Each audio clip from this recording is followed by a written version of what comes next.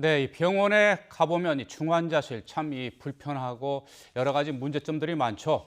우리나라 종합병원급 이상 의료기관 중환자실의 질적 수준을 높이기 위해서 실시한 이 적정성 평가가 처음으로 공개가 됐습니다.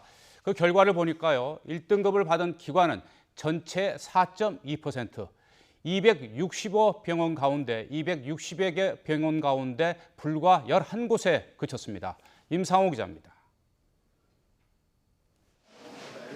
중환자실 적정성 평가는 모두 263개 의료기관을 대상으로 이루어졌습니다.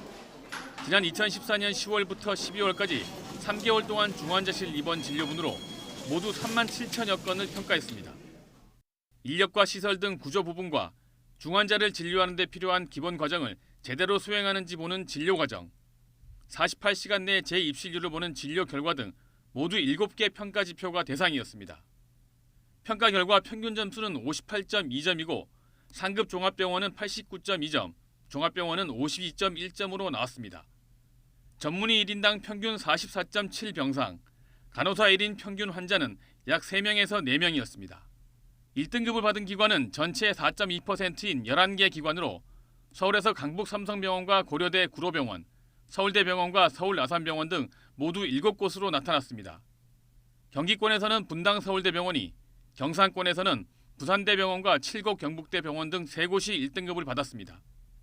이번 평가는 환자가 얼마나 중증인지 표준화된 지표가 없고 적용된 기준도 엄격해 규모가 작은 종합병원이 상대적으로 점수를 잘 받기 어려웠습니다. 1등급을 조금 부여한 사유는 잘하고 있지만 앞으로 좀 더 질 향상이 더 필요하다는 의미에서 저희가 어떤 동기부여 차원으로 좀 엄격하게 그 기준을 적용했기 때문에 심사평가는 앞으로 2차 평가는 더욱 정확하게 이루어질 수 있도록 관련 학회 등과 논의를 통해 지표 등 관련 기준을 보완할 계획입니다. YTN 임상호입니다. 네, 이처럼 종합병원의 중환자실이나 응급실이 부실한 것도 문제인데요. 국내 중소병원 10곳 가운데 6곳은 간호사들 인력난에 시달리고 있는 것으로 나타났습니다.